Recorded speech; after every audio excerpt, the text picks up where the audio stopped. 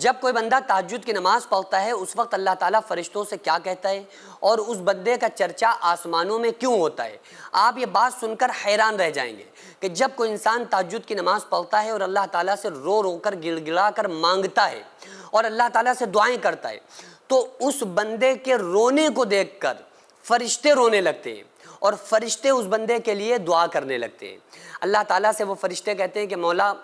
یہ تیرا مخلص بندہ جو بار بار تیرے پاس آتا ہے تجھ سے مانگتا ہے، یہ تیری نیک بندی تیرے پاس بار بار آ کر تجھ سے سوال کرتی ہے، تو اس کو عطا کر دے۔ اے پروردگار عالم، ہم بھی تیرے اس بندے بندی کی طرف سے دعا کر رہے ہیں کہ یہ جو تیرا بندہ بندی تجھ سے تہجد میں اٹھ کر جو مانگ رہے ہیں ان کو تو عطا کر دے۔ لیکن اللہ تعالیٰ فرماتا ہے کہ نہیں، اے فرشتوں ابھی نہیں، اے فرشتوں رک جاؤ، ہم اس کو نہیں دیں گے۔ لیکن جب کوئی ایک ایسا بندہ جو گناہگار، خطا کار اور ایک گناہگار انسان، گناہگار مرد یا عورت، چاہے ہفتے میں ایک مرتبہ وہ جمعے کے دن بھی اگر وہ انسان جمعے کی نماز پڑھنے کے بعد لمبے لمبے ہاتھوں سے دعا مانگتے ہیں تو اللہ تعالیٰ فوراً کہتا ہے فرشتوں اس کو دے دو۔ یعنی کہ جو نیک بندہ روز بار بار اور اکثر تہجد میں اٹھ اٹھ کر مانگ رہا ہے، فرشتے بھی اس کے لیے کہہ رہے ہیں کہ اللہ اس کو دے دے، تو اللہ فرماتا ہے کہ نہیں ابھی نہیں اس کو دیں گے۔ لیکن وہ گناہگار بندہ جو ہفتے میں ایک دن آ کے اللہ سے مانگ رہا ہے تو اللہ فرماتا ہے کہ اس کو فوراً دو اور یہاں سے بھگاؤ۔ تو فرشتے کہتے ہیں کہ مولا کیوں اس گناہگار کو تو کیوں دے رہا ہے؟ یہ تو کبھی تیرے پاس جلدی آتا نہیں ہے، یہ تو آج جمعے کی نماز پڑھنے آیا تھا تو اس نے مانگ لیا، آج اس نے تو ایسے ہی تجھ سے دعائیں کر لی۔ تو اللہ فرماتا ہے کہ دیکھو اے فرشتوں، میں سخی ہوں اور میرا در سخی کا در ہے، اور میرے در سے کبھی کوئی بھی خالی واپس نہیں لوٹتا ہے، کیونکہ سخی کے در سے خالی واپس لوٹنے کا سوال ہی نہیں ہے۔ تو مجھے پتا ہے کہ یہ گناہگار ہے، اگر میں نے اسے نہیں دیا تو بھی یہ نہیں آئے گا، دے دیا تو بھی نہیں آئے گا، یہ تو اپنے مطلب سے آ رہا ہے، اس کا بھروسہ ہمارے اوپر نہیں ہے، یہ ہم سے محبت نہیں کرتا ہے اور نہ ہی اس سے ہمیں کوئی خاص لگا ہوا ہے۔ تو بہرحال اس نے مانگا، ہاں اس کو دے دو، ہٹاؤ، جانے دو۔ لیکن جو مخلص بندہ تہجد میں اٹھ کر رو رہا ہے تو اس کے لیے فرشتے کہہ رہے ہیں کہ مولا اس کو تو دے دے، اس کو کیوں تو نہیں عطا کر رہا ہے؟ تو اللہ تعالیٰ جانتے ہو کیا کہتا ہے؟ اللہ فرشتوں سے کہتا ہے نہیں، اے فرشتوں ہٹ جاؤ، اے فرشتوں رک جاؤ، اے فرشتوں اس بندے کا بار بار آنا، رونا، گڑ گڑانا مجھے اچھا لگ رہا ہے۔ جب یہ بار بار آ کے مجھ سے اللہ اللہ کہتا ہے، جب بار بار آ کے مجھ سے روتا ہے تو اس کا بار بار کا رونا گڑ گڑانا مجھے اچھا لگتا ہے۔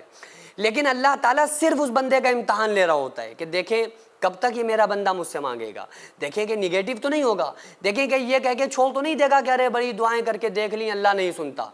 اگر یہ کسی نے کہہ دیا تو وہ جملہ کفریہ ہو گیا، پھر تو اس کا جو امتحان تھا دنیا میں وہ امتحان ختم ہو گیا۔ تو اس لیے وہ بندہ بار بار اللہ تبارک و تعالیٰ کے سامنے آ کر جب روتا گڑ گڑاتا ہے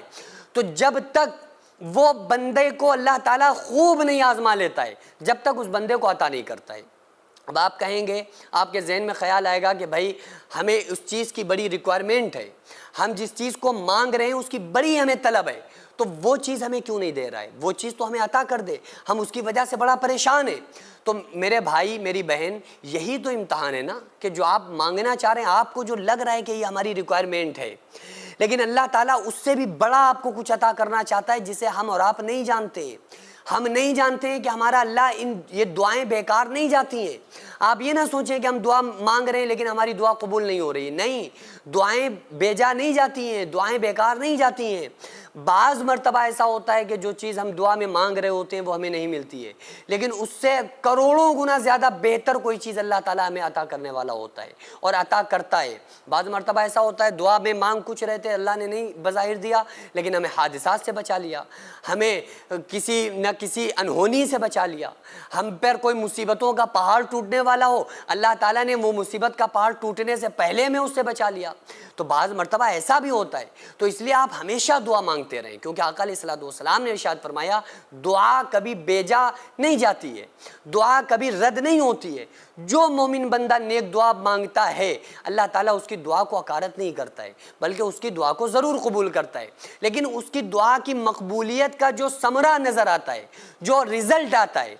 وہ الگ الگ طریقوں سے آتا ہے۔ جو چیزیں بعض مرتبہ ہمیں سامنے ظاہر ہو جاتی ہیں کہ اللہ نے فوراً دعا قبول کر لی، بعض مرتبہ ایسا ہوتا ہے کہ کچھ مصلحت سے کچھ دیر کے بعد اللہ تعالیٰ دعا کو قبول کرتا ہے۔ اس ٹائم اکثر لوگ مسجد اور مدرسوں کو توڑنا اور گرانا چاہتے ہیں، تو ایسے میں ہمارا فرض بنتا ہے کہ ہم اپنے مسجد اور مدرسوں کو قانونی طور پر مضبوط بنائیں۔ اس سے پہلے بھی میں عرض کر چکا ہوں کہ ایسے میں ہم ایک ایسا اسکول پلس مدرسہ بنانا چاہتے ہیں جس میں بچے اسکول کے ساتھ ساتھ دینی تعلیم، حفظ، عالم کا کورس اور قرآن پڑھنا سیکھ سکیں۔ اتنا بڑا کام اکیلے بالکل بھی ممکن نہیں ہے۔ اگر آپ چاہتے ہیں کہ آپ کا پیسہ صحیح جگہ پر لگے اور آپ چاہتے ہیں کہ آپ کو اس کا ثواب قیامت تک ملتا رہے، تو پھر آپ ضرور اس مدرسے، اس اسکول میں تعاون کریں تاکہ قیامت تک اس کا ثواب آپ کو ملتا رہے، کیونکہ جب تک اسکول اور مدرسے میں لوگ پڑھتے رہیں گے، تعلیم حاصل کرتے رہیں گے، جب تک انشاءاللہ تعالیٰ اللہ تعالیٰ آپ کو ثواب عطا کرتا رہے گا۔ اگر آپ چاہیں تو اپنے مرحومین کے نام سے ایصال ثواب کے طور پر بھی دے سکتے ہیں، تو اس کے لیے سب سے پہلے ایسی زمین کی ضرورت ہے جس میں ہم یہ پروجیکٹ تیار کر سکیں جو قانونی طور پر مضبوط مانا جائے۔ تو اس لیے آپ لوگ کوشش کریں کہ زیادہ سے زیادہ تعاون کریں اور بار بار تعاون کرتے رہیں تاکہ ہم اپنے اس نیک مقصد میں کامیاب ہو سکیں۔ یہ کوئی فراڈ نہیں ہے، دھوکہ نہیں ہے۔ آپ چاہیں تو آپ آ کر خود یہاں پر وزٹ کر سکتے ہیں، آ کر دیکھ سکتے ہیں کہ الحمدللہ کس طرح سے یہاں پر کام ہوتے ہیں، کس طرح سے دینی کام، ملی کام، قوم کے کام، سماجی کام ہوتے ہیں۔ خود آ کر آپ وزٹ کر کے اپنی آنکھوں سے دیکھ سکتے ہیں۔ تو اسکرین پر جو آغازیہ ویلفیئر سوسائٹی کا اکاؤنٹ نمبر اور اسکینر نظر آ رہا ہے، اس پر آپ زیادہ سے زیادہ تعاون ضرور کریں۔